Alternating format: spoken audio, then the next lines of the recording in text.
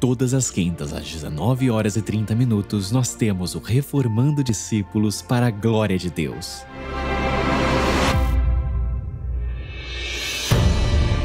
Aonde quer que estejamos, devemos ser um multiplicador da mensagem evangélica, levando esperança a quem não tem esperança.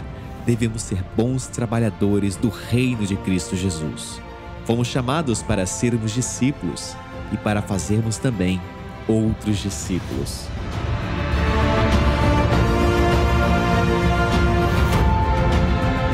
Ide, portanto, fazei discípulos de todas as nações, batizando-os em nome do Pai, e do Filho e do Espírito Santo, ensinando-os a guardar todas as coisas que vos tenho ordenado. Quinta, às 19h30, Reformando Discípulos para a Glória de Deus. Olá, meus irmãos, muito boa noite. Estamos começando mais um Reformando Discípulos para a Glória de Deus. O programa de discipulado que temos todas as quintas-feiras, às 19h30, no nosso canal do YouTube, no canal da Igreja Reformada em Vila Velha. Você é muito bem-vindo aqui e hoje temos um convidado muito especial, nosso querido irmão Pablo. Tudo bem, Pablo? Muito bem, muito obrigado por estar aqui. Tenho certeza que vai ser mais um momento muito bom e proveitoso.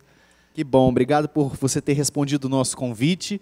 Hoje nós vamos dar continuidade ao Evangelho do Rei, esta série que nós estamos tendo no Reformando Discípulos.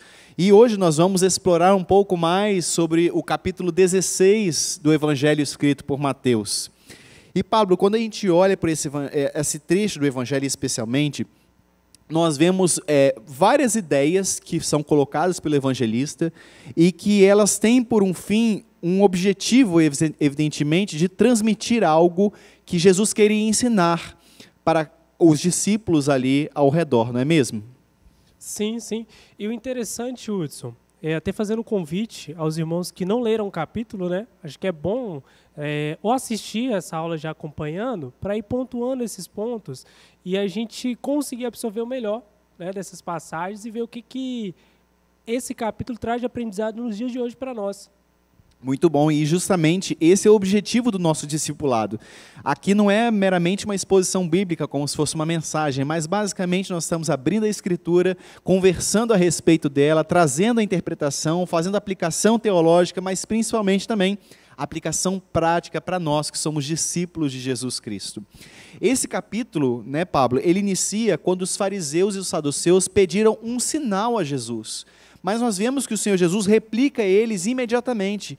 E Jesus fala com eles o seguinte: vocês pedem um sinal, mas não será dado nenhum outro sinal, a não ser o do profeta Jonas. Porque ali, naquela ocasião, os fariseus e os saduceus, eles queriam testar Jesus para você realmente é filho de Deus, você veio anunciar isso, você se diz que, dizem que você é um profeta. Então eles estavam procurando experimentar o Senhor Jesus naquela ocasião.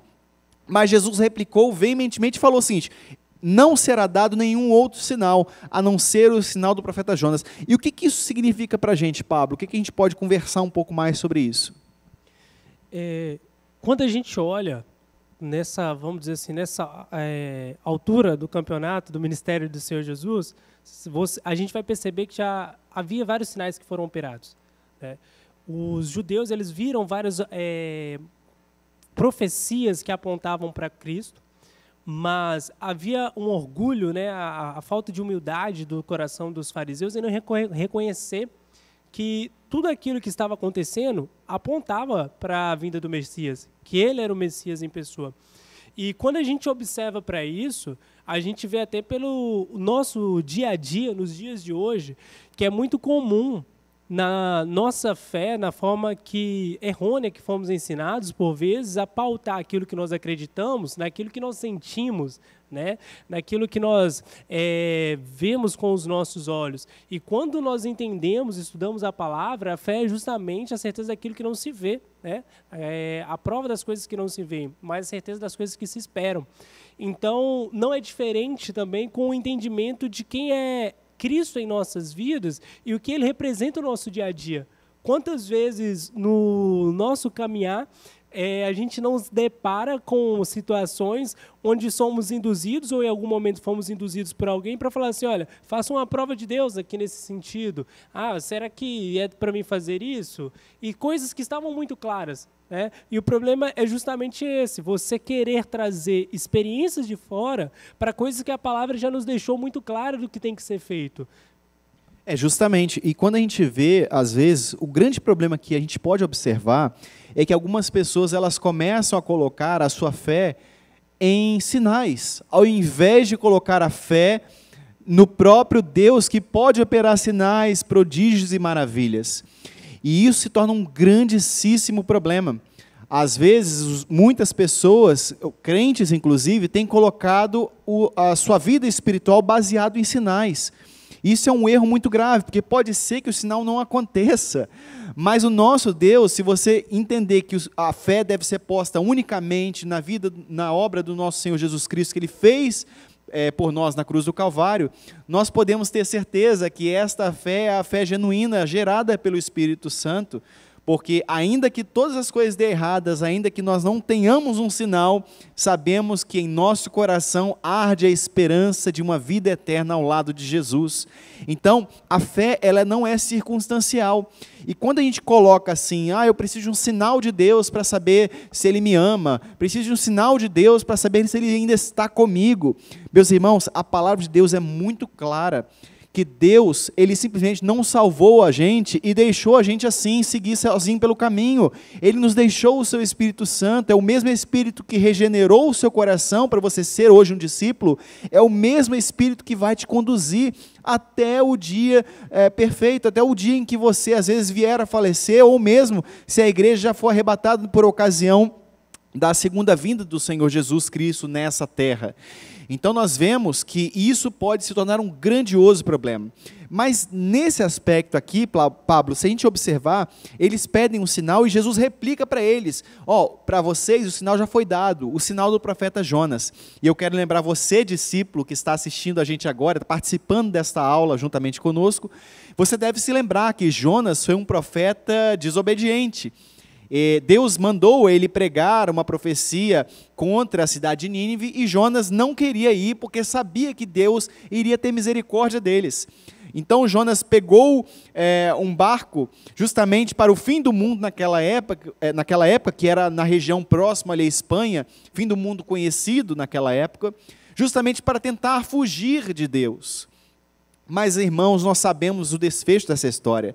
Deus enviou um grande peixe, não para fazer dano a Jonas, mas para proteger Jonas, apesar da sua desobediência. Então, o que Jesus está falando? Jesus vira para esses mestres, os fariseus e os saduceus, e diz expressamente para eles, não vos será dado nenhum outro sinal, a não ser o sinal do profeta Jonas. Por quê? Porque Jonas, apesar dele ser desobediente, Pablo, o que aconteceu? Na desobediência dele, Deus fez com que ele se tornasse profeta, mesmo ele desobedecendo. Porque os chamados de Deus são irrevogáveis. Então Deus corrigiu ele, mas ele enviou um grande peixe, e ele esteve no ventre do grande peixe durante 3 dias. Então nós vemos que Jonas, apesar da sua desobediência, ele teve que profetizar. E a profecia ali, obviamente, se cumpriria em Jesus, que importava que o Filho do Homem, após ser morto na cruz, ele ficasse no seio da terra, para aguardar assim, para que ao terceiro dia ele fosse ressuscitado pelo poder de Deus. Então, para Jesus está falando o seguinte, olha, o sinal a respeito de mim, você já tem há muitos anos. Vocês têm na Escritura que vocês leem, nas sinagogas, o tempo todo em suas casas, para seus filhos e filhas, e contam as histórias da palavra de Deus. Nós naturalmente estamos falando do Antigo Testamento. Então Jesus está falando assim, vocês sabem tanto da lei, tanto da palavra, e que vocês não estão conseguindo enxergar que o sinal do profeta Jonas vai se cumprir na minha vida. Este é o sinal que vocês já têm, e vocês não conseguiram compreender que eu sou o Filho de Deus. Jesus transmitindo essa ideia nesse texto, né? E é válido a gente ressaltar duas coisas aí, né? Como você comentou, primeiro, a soberania de Deus nos propósitos. O propósito Exatamente. De Deus ali, ele não deixou de acontecer, mesmo com a tentativa de Jonas fugir disso. E a segunda, quando a gente fala de sinais, E está aqui um grande perigo. Não só do sinal não acontecer, mas do sinal não vir de Deus. Verdade. O apóstolo Paulo ele vai advertir sobre isso e ele vai falar sobre o poder que Satanás tem para enganar, né?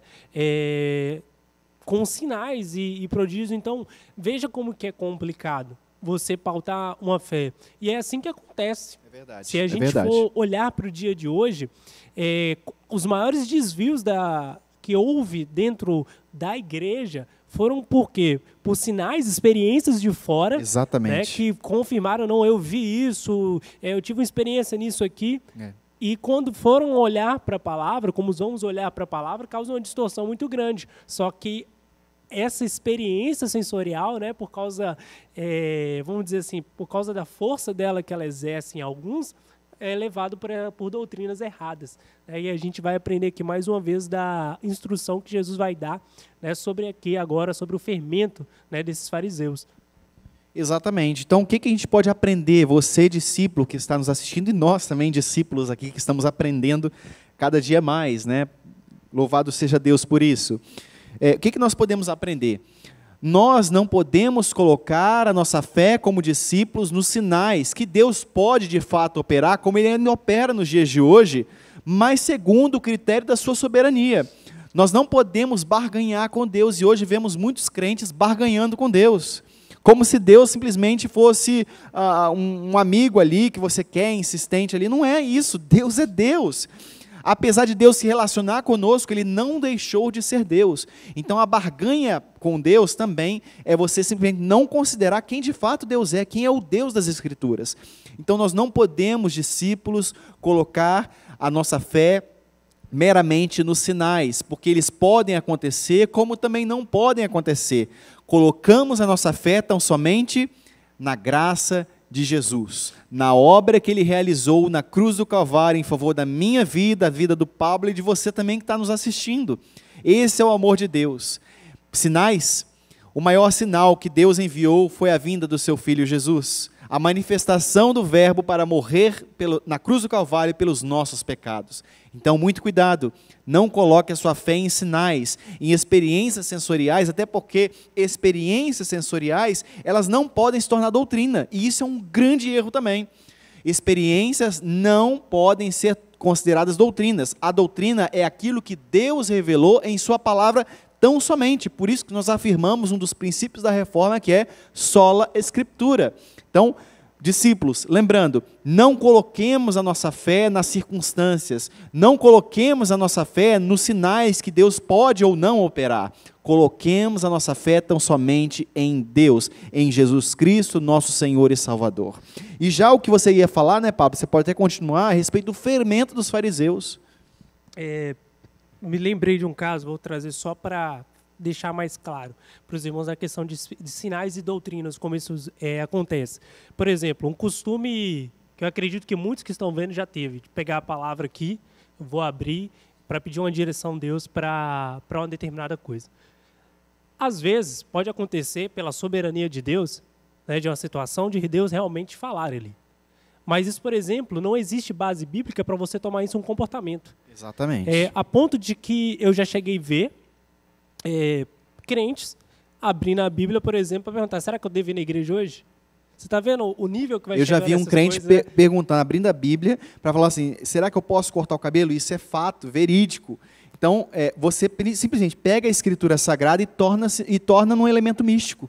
Né? Então, muito cuidado com isso, isso é misticismo, nós não podemos colocar a nossa fé nisso, apesar de que Deus pode, claro, Deus pode fazer todas as coisas, irmãos, e Deus faz coisas para salvar pessoas que nem eu, nem você, nem Pablo faríamos por essas pessoas. Deus é Deus, Deus opera na sua soberania, Ele faz aquilo que for preciso para alcançar um pecador arrependido, que se tornará arrependido após a obra do Espírito Santo. Então, nós não podemos fazer disso uma doutrina, porque senão isso é misticismo, né? Cairíamos no evangelho místico, coisa que nós não afirmamos de forma alguma. A palavra de Deus é suficiente. Então, o fermento dos fariseus, Jesus já falou, acautelai-vos, ou seja, a palavra cautelar não significa dizer, olha, vai com calma, não é somente isso, mas é tipo assim, olha, provem, cuidado, tenham muito cautela em você pegar aquilo que os fariseus e os saduceus estão falando e ensinando, sem antes provar isso. Então, acautelai-vos e cuidado com o fermento dos fariseus. Fermento é tudo aquilo que é acrescentado à massa para levedar. E você falou uma coisa interessante, quando a gente estava conversando aqui previamente, antes de iniciar o nosso programa, justamente a respeito do fermento, né, Pablo? Você falou que, basicamente, o fermento é acrescentado à massa, mas o fermento, quando é acrescentado à massa, a massa ainda fica, ela se torna um pão, de fato. Não deixou de ser a massa, né? Vamos colocar assim. E isso é interessante porque toda distorção que foi causada, vamos lá, os fariseus e saduceus, a base deles era a palavra. Então, assim, às vezes a gente pode pegar um ensinamento e falar, não, mas isso aqui está na Bíblia, mas é um recorte da Bíblia. Né? O que é o fermento? Aqueles detalhes, começa com um detalhezinho aqui a mais outro detalhe aqui, e quando você vai ver, você tem algo até bonito, né? Às vezes é aquela coisa bonita, mas bonita em qual sentido? Porque agrada os interesses de quem está ouvindo. E a palavra ela não vem, né? Jesus não vem trazer nada para agradar os nossos interesses, isso é expresso no final do capítulo.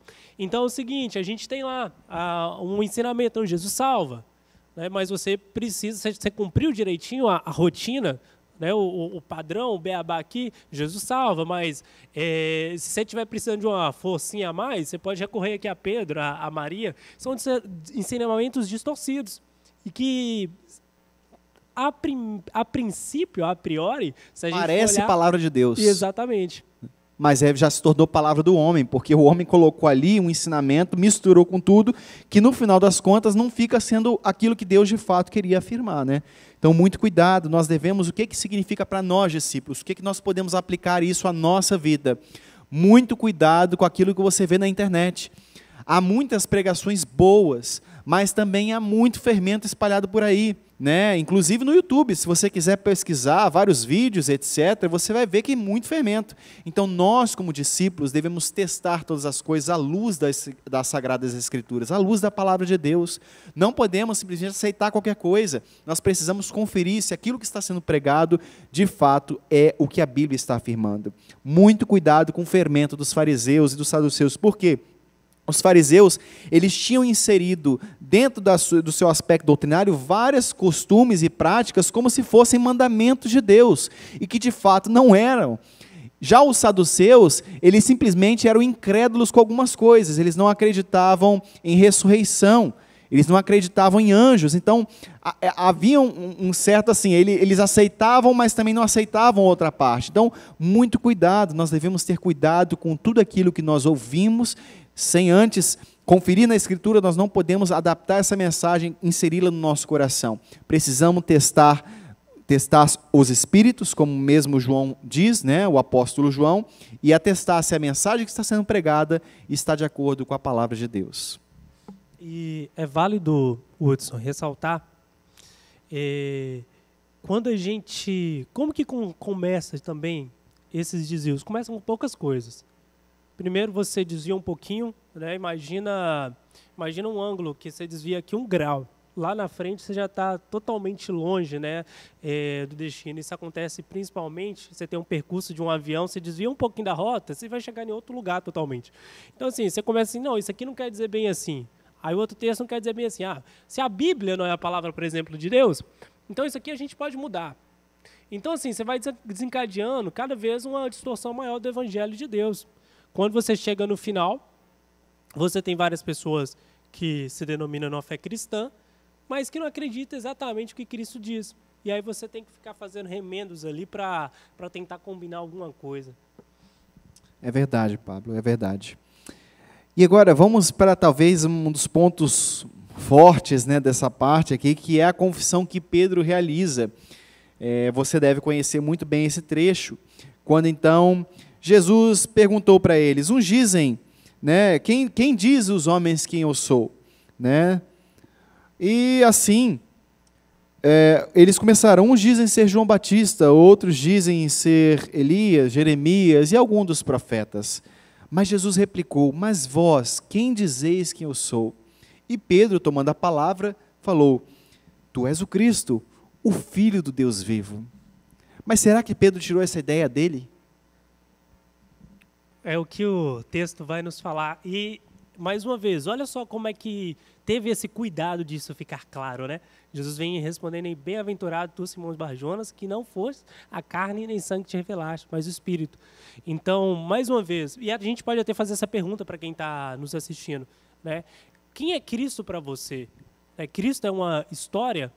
Porque hoje, num país majoritariamente que se considera cristão, será que realmente a gente acredita e vive o Evangelho de Cristo? E será que pela nossa própria vontade a gente pode acreditar nisso? Você já fez essa pergunta? Ou a gente chega no final do dia e fala assim, obrigado Deus por eu ter acreditado em você, né? Não, a nossa adoração, ela é dada a Deus. Não há nada em Cristo que possamos conhecer se primeiramente Ele não nos vier, né? Se Ele vier primeiramente nos revelar. Então, já isso é fundamental para o nosso entendimento de fé. Exatamente. E quando Jesus fala, Simão Barjonas, né? Não foste a carne nem o sangue que tu revelaram, mas meu Pai que estás nos céus. Então, vemos justamente que Jesus já deixa logo o recado para aquilo que iria acontecer mais tarde. Você deve saber que a Igreja Católica Romana é uma igreja que entende que, na verdade, a igreja está fundamentada em Pedro, né? Devido a uma leitura errada deste texto. Jesus fala, também te digo que tu és Pedro, né? E Pedro, essa palavra no grego significa Petros, que significa evidentemente fragmento de rocha. E pedra é Petra. Então quando Jesus já fala, Pedro, você é um fragmento, você vai ser um instrumento, mas sobre esta pedra que sou eu, Jesus está falando dele próprio. Eu edificarei a minha igreja, e nem as portas do inferno irão prevalecer contra ela. E quando a gente fala assim, não expressa a ideia de que a igreja não vai sofrer, ou que a igreja não sofreria perseguições, ou que o diabo não lançaria os nossos irmãos na prisão, ou posto eles às feras, né, para devorarem os nossos irmãos, e mesmo perseguições que acontecem ainda hoje em dia, em vários países, inclusive.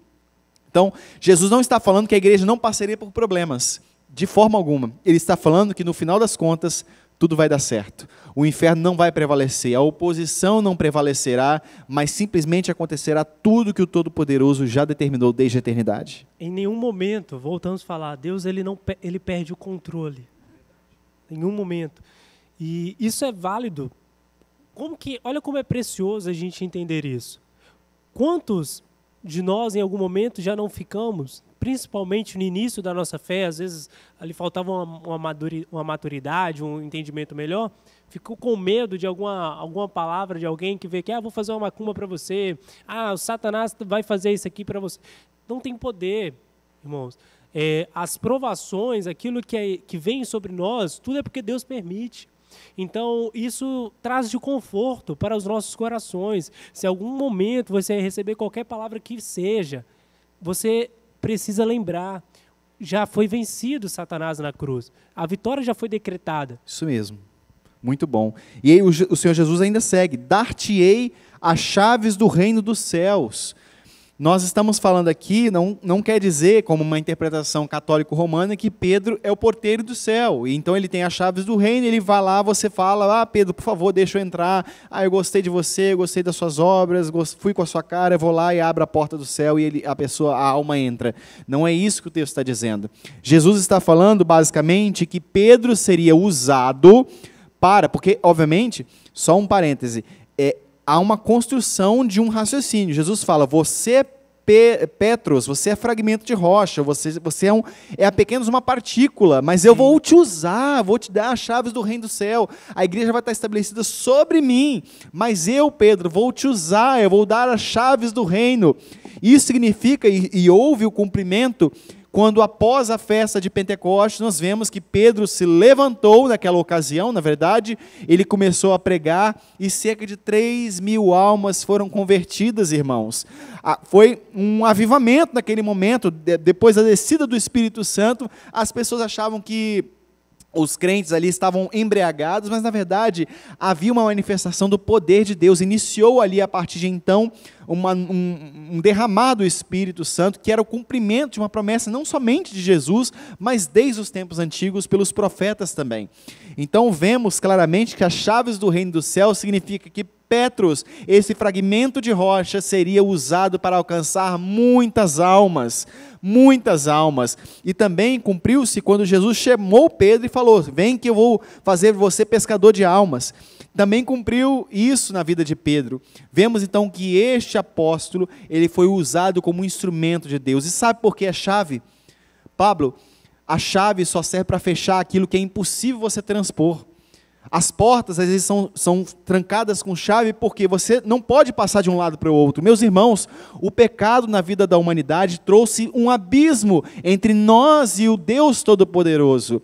Então, é como se houvesse uma porta fechada em que não era possível o homem transpor a isso, mas somente a cruz de Cristo fez com que nós tivéssemos uma ponte que leva até o trono da graça de Deus. Mas para destravar isto, o Senhor Jesus deu essa chave para Pedro, para que ele startasse ali naquele momento esta pregação gloriosa, cheio do poder de Deus, que convenceu 3.000 almas pelo poder do Espírito Santo, e assim Deus destrancou essa porta que estava fechada e abriu para que nós possamos assim acessar esta maravilhosa graça de Jesus. O pecado não pode mais fazer separação entre nós que já estamos justificados, já entramos por esta porta gloriosa, mediante o Evangelho do nosso Senhor Jesus Cristo, e estamos caminhando rumo à eternidade com Deus. Bendito seja o Senhor. E também ele fala, ele prossegue, tudo aquilo que tudo aquilo que será ligado, na terra será ligado no céu, e o que desligar na terra será desligado no céu também. Uma importante notação aqui, que logo em seguida disso, nós queremos agora tratar com vocês discípulos, como é o custo do discipulado. Nós falamos muitas coisas gloriosas, nem as portas do inferno prevalecerão contra a igreja, e de fato não vão prevalecer, mas para você ser discípulo, há um custo. Olha o que Jesus aborda, Pablo. Lê aí para a gente, por favor, para a gente meditar. Verso 24, certo? Isso. Então Jesus disse aos seus discípulos: se alguém quiser vir após mim, renuncie-se a si mesmo. Tome sobre si a sua cruz e siga-me. Porque aquele que quiser salvar a sua vida, perdê-la-á. E quem perder a sua vida por amor de mim, achá-la-á. É, vamos dizer assim, pesado em parte, essa passagem, que vai ter em confronto com alguns entendimentos que são, como dizemos aqui, pregados. De um evangelho fácil. É verdade. E a chamada para o discipulado, irmãos, não é uma chamada para brincadeira. Ninguém está brincando de ser crente. O discipulado tem um custo.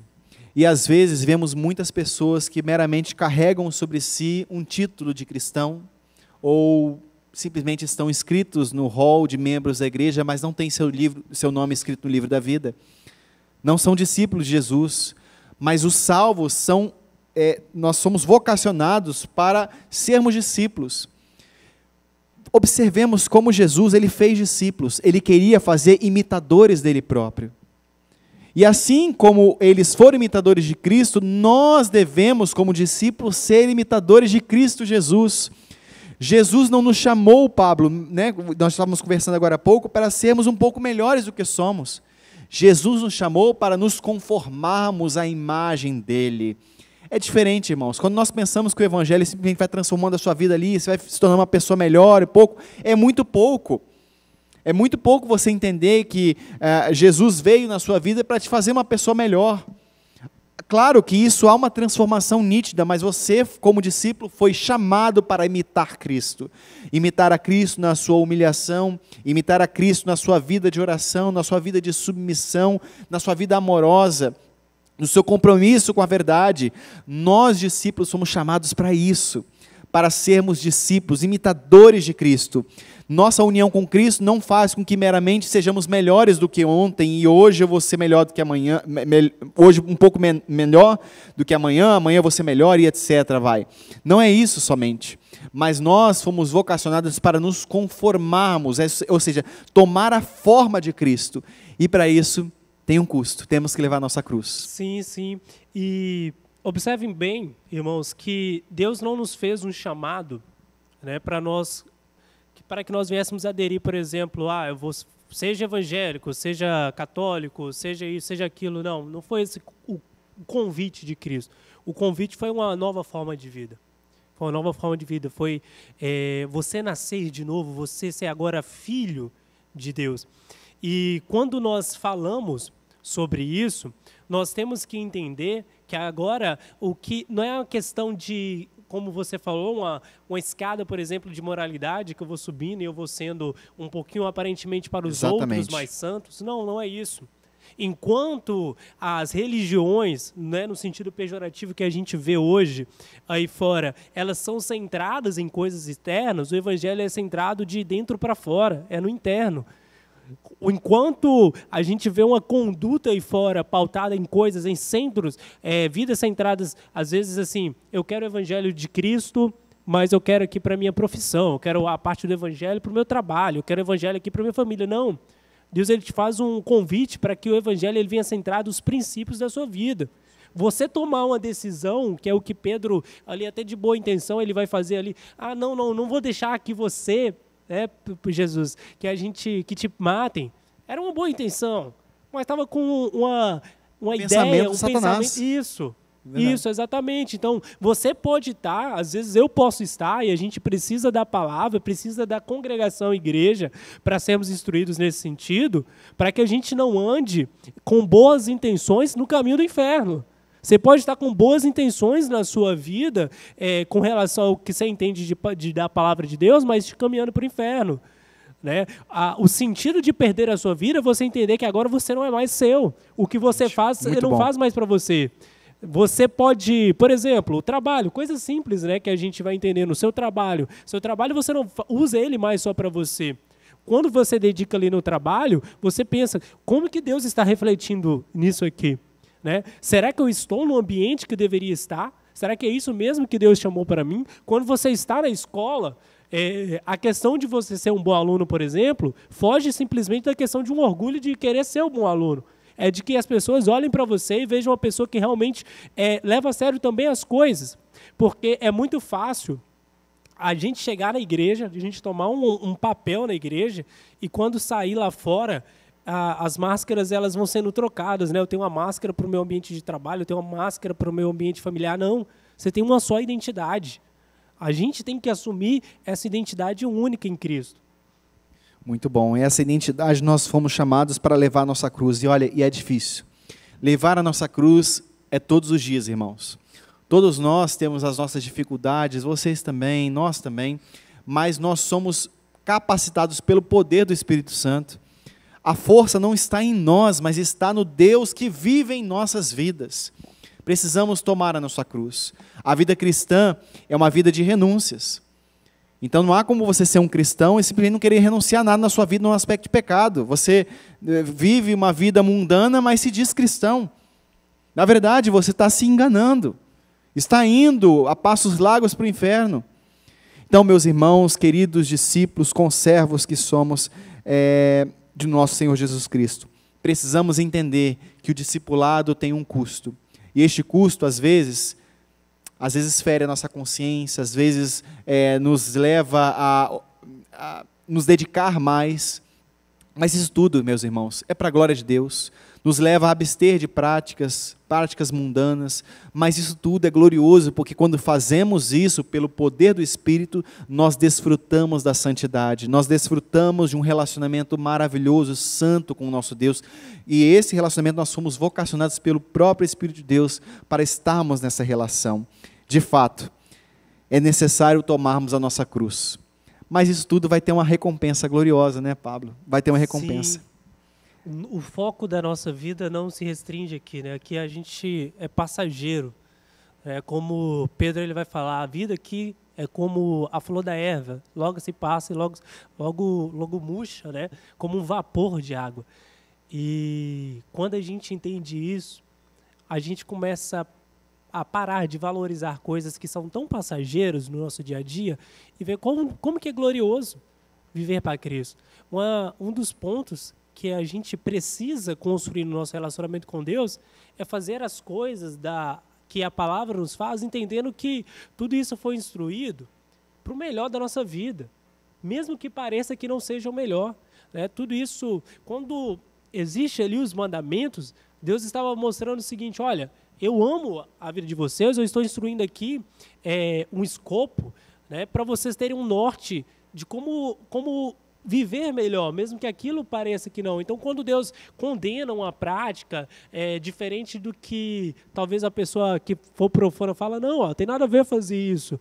Tem uma preocupação por trás. Não é um Deus simplesmente tirano que quer te obrigar a fazer alguma coisa. Não. É o Deus que enviou o seu Filho numa cruz para morrer pelos seus pecados e pagou todos os seus pecados na cruz. Então, a gente tem que ter essa consciência. E é um convite que a gente pode fazer para quem está aqui. Será que eu estou tendo essa consciência do valor do sacrifício de Cristo para mim?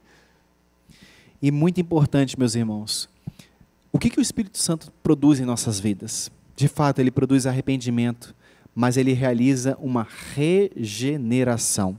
Sabe o que é isso? É uma nova criação. Deus nos criou por meio de Adão e Eva. Fomos criados e somos filhos de Adão e Eva. Mas, diz a palavra que a criação ficou sujeita a um juízo chamado pecado. Então, apesar de nós como crentes estarmos dentro de um corpo físico, de fato estamos nele, e nosso corpo, existe a lei da carne que ela quer e tendencia para as coisas do mundo, mas nós somos filhos de Deus, tendenciamos para as coisas que são santas, para as coisas de Deus, porque o Espírito Santo, ele cuida das nossas vidas. Então, por que o Espírito Santo regenera a gente? Por que o Espírito Santo regenera a gente? Porque, primeiro, nós somos carne e osso, mas ele faz com que nós nos tornemos uma nova criação, a criatura da palavra. Fomos regenerados pelo Espírito Santo e hoje, é o que Paulo fala, não mais vivo eu. Ou seja, já estou crucificado com Cristo Jesus. Este é o custo do discipulado, irmãos. Às vezes é um custo realmente dolorido, é uma via dolorida de se seguir, mas é glorioso, porque temos desfrutado do poder do Espírito Santo a cada dia mais. Vale a pena ser fiel, vale a pena prosseguir nessa jornada para ir correndo aos pés do nosso Salvador. E hoje, e muito em breve, né, diz o Senhor Jesus, pois que aproveitará o homem se ganhar o mundo inteiro e perder a sua alma? Ou o que dará o homem em troca da sua alma? Porque o Filho do Homem há de vir na glória de seu Pai, com os seus anjos, e então retribuirá a cada um conforme as suas obras. Que maravilha, irmãos, é sabermos que muito em breve tudo isso vai ter valido a pena. Amém. Mas isso não é mérito nosso. Quem realiza todas as coisas na nossa vida é o Espírito Santo de Deus. Podemos revisar o que nós vimos? Discípulos, vamos lá. O que nós vimos inicialmente neste estudo do capítulo 16 de Mateus? Nós vimos que nós não precisamos colocar a nossa vida, a nossa fé, baseada em sinais. Os fariseus e saduceus pediram um sinal a Jesus, mas ele já falou, o sinal já foi dado, o profeta Jonas. Vocês não estão conseguindo ver, aquilo que Jonas profetizou vai se cumprir na minha vida. Nossa vida, nossa fé não está pautada nas coisas que Deus de fato pode fazer, ou nos próprios sinais que Ele também pode fazer, mas nossa fé está baseada no Deus que pode operar os sinais, e não nos próprios sinais. Precisamos corrigir isso. Também, o ferimento dos fariseus e dos saduceus, nós devemos ter cuidado, né, Pablo? Que nós falamos, muito cuidado com aquilo que é acrescentado às Escrituras, cuidado com o que você vê na internet, cuidado com as pregações, às vezes, que estão postas no YouTube, e a pessoa sai falando um monte de abobrinha, e isso confunde a sua mente. Escolha bons pregadores para você ouvir. Pedro também fez uma confissão de que a igreja de Jesus Cristo é uma igreja indestrutível, porque nem as portas do inferno podem prevalecer contra ela. Significa dizer que a igreja é poderosa por ela própria? Não, mas o fundamento dela está em Cristo. Por isso nós não trabalhamos com uma possibilidade de vitória, mas trabalhamos com a certeza de que o Deus da vitória nos glorificará naquele grande dia, o dia do Senhor. Também aprendemos aqui, rapidamente, nós não focamos nessa parte, mas vemos que logo após, Pedro começa a falar o seguinte: Senhor, por favor, não vá à cruz. E Jesus fala: para trás de mim, Satanás. Claro que Jesus não está falando que Pedro é Satanás, mas a ideia que Pedro teve, muito embora, como você mesmo falou, foi uma ideia que aparentemente era cheia de boas intenções, era um pensamento do diabo, querendo impedir que o Filho de Deus cumprisse a sua agenda de nos salvar, morrendo assim na cruz do Calvário pelas nossas vidas, discípulos. E também, discípulos, nós vimos também que o discipulado tem um custo, devemos carregar a nossa cruz. Assim como Cristo morreu na cruz, devemos considerar a nossa vida como morta na cruz também, para vivermos em novidade de vida, vivermos assim essa nova vida, essa nova criação que Deus opera nas nossas vidas pelo poder do Espírito Santo. Discípulos, acho que foi uma bênção, né? Abrimos a Escritura, compartilharmos a palavra de Deus com vocês, e também nós somos os próprios edificados aqui, temos certeza que também que essas mensagens vão chegar ao seu coração, e o Espírito de Deus vai confirmar no seu coração também essas mensagens. Um detalhe, Hudson, que eu queria trazer nesse fechamento, a gente observa nesse capítulo e também no Evangelho de Mateus, que tudo isso em nossas vidas só é possível com humildade. Uma característica que a gente precisa desenvolver. Porque às vezes você está nos acompanhando e tem alguma coisa aqui que você tinha um entendimento diferente. E se a gente não for humilde de coração, às vezes para reconhecer que está com um desvio de um entendimento, de pegar a palavra e reconhecer, não existe avanço, né? Então, acima de tudo, às vezes teve alguma coisa, não concordo. Confira na palavra. Confira na palavra e que ela seja suficiente em nossas vidas. Amém. Pablo, obrigado, meu amigo. Deus abençoe a nossa Amém. vida, a sua vida também. Obrigado pelo convite. Então, esse foi mais um episódio do Reformando Discípulos para a Glória de Deus. Se você gostou, curte esse vídeo também, porque isso é importante para nós, para que assim o YouTube entenda que esse vídeo é relevante. Comenta aqui embaixo também. E também compartilhe esse vídeo com amigos, com familiares. Seja você discípulo de Jesus. Um discípulo não somente tem os frutos do Espírito para si, mas ele também faz novos discípulos. Amém. Que Deus abençoe a gente. Até a próxima semana, se Deus assim quiser. Um abraço. Pai do Senhor.